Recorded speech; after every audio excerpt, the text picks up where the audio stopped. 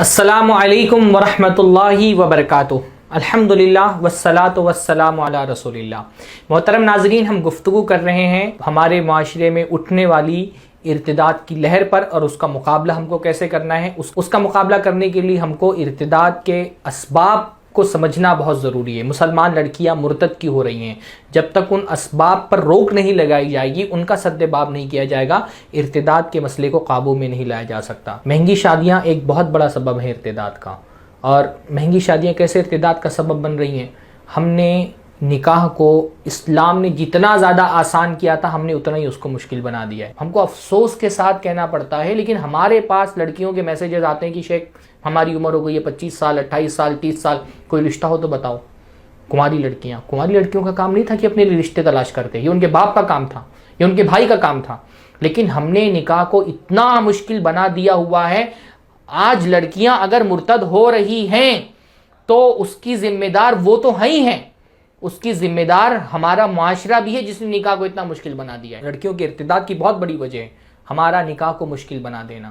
ہم کو غصہ آتا ہے، بہت غیرت آتی ہے کسی مسلمان لڑکی کو ہم اگر دیکھ لیتے ہیں کہ کسی کافر لڑکے کے ساتھ ہے، نقاب پہنی ہوئی ہے اور لڑکے کے ہاتھ میں دھاگا بندھا ہوا ہے لال کلر کا، کڑا پہنا ہوا ہے لڑکے نے، سمجھ جاتے ہیں کہ مسلمان لڑکی ہے اور کسی کافر لڑکے کے ساتھ میں ہے یا شادی کرنے جا رہی ہے اس سے۔ ہماری غیرت کو جوش آتا ہے اور ہم بعض مرتبہ اس کو پکڑ کے پیٹ بھی دیتے ہیں۔ بہت ہم کو غیرت ہے۔ بھائی اگر یہ غیرت سچی ہے، یہ غصہ سچا ہے، تو اپنی شادی کے وقت یہ غصہ دکھائیے۔ اپنے شادی کے وقت اپنے ابا سے بولیے کہ نہیں لوں گا میں جہیز، سادگی سے کروں گا شادی، نہیں لے کر کے جاؤں گا بارات، نہیں کروں گا اتنے سارے مطالبے۔ وہاں غصہ دکھائیے اگر آپ کا غصہ سچا ہے، وہاں غیرت دکھائیے اگر آپ کی غیرت سچی ہے۔ کسی لڑکی کو پکڑ کے پیٹ دینا، کسی لڑکے کو اکیلے میں پکڑ کے پیٹ دینا بہت آسان ہے۔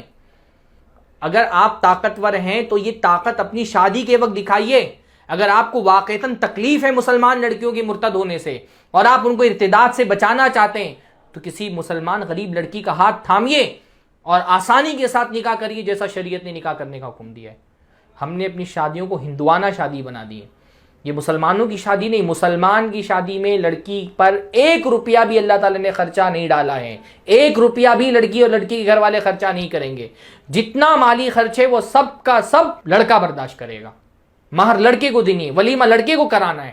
اللہ تعالیٰ نے لڑکی پر کوئی بوجھ نہیں ڈالا ہے، لیکن آج صورتحال یہ ہے کہ مہر تک کی رقم لوگ لڑکیوں سے وصول کر رہے ہیں کہ اتنا پیسہ لیں گے پھر اتنا مہر میں لوٹا دیں گے، مہر تک نہیں دے رہے ہیں، ولیمہ تک کے یہ ہو گیا ہے۔ یعنی انسان کی غیرت مر گئی ہے، اس کو شرم نہیں آتی ہے کہ ولیمہ بھی کرنا ہوتا ہے تو آدھا پیسہ بولتا ہے کہ تم، لڑکی کے باپ والے سے بولتا ہے تم لگاؤ آدھا پیسہ تاکہ میں شان سے ولیمہ کر سکوں۔ تو جب آپ اتنا مشکل بنا دیں گے نکاح کو تو زنا آسانی ہوگا، اور لڑکیاں جب زنا کرنے کے لیے نکلیں گی، جب اپنے خود تلاش کرنے کے لیے نکلیں گی اپنے دولہے، تو کیونکہ ان کی دینی تربیت نہیں ہے تو وہ کبھی کسی مسلمان لڑکے کے ساتھ فرار ہو جائیں گی، کبھی کسی کافر لڑکے کے ساتھ فرار ہو جائیں گی۔ اپنی اصلاح کریے، اپنی شادیوں کو آسان کریے، اپنی بچیوں پر رحم کریے۔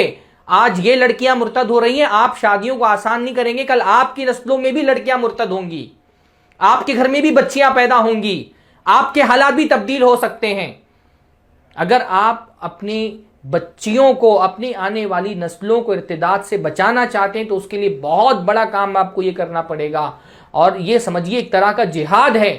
آپ کو جہیز کی رسم کے خلاف جہاد کرنا پڑے گا، آپ کو مہنگی شادیوں کے خلاف جہاد کرنا پڑے گا۔ ایک جہاد وہ تھا جو حضرت ابوبکر نے مرتد لوگوں کے خلاف کیا تھا، زکوٰۃ نہ دینے والوں کے، ارتداد والوں کے خلاف کیا تھا۔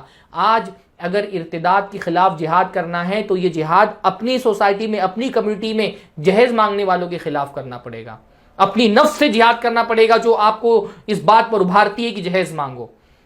یہ مہنگی شادیاں اگر ختم نہیں ہوں گی، ہم ارتداد کا مقابلہ نہیں کر سکتے ہیں، یہ سمجھنا ضروری ہے۔ اور میں یہ سمجھتا ہوں کہ جس کی بھی معاشرے پر نگاہ ہے ارتداد کے فتنے کو وہ دیکھ رہا ہے غور سے، وہ یہ سمجھ سکتا ہے کہ مہنگی شادیاں ارتداد کا بہت بڑا سبب ہیں۔ اللہ تعالی ہم سب کو شادیوں کو آسان کرنے کی توفیق نصیب فرمائے۔ والسلام علیکم ورحمۃ اللہ وبرکاتہ۔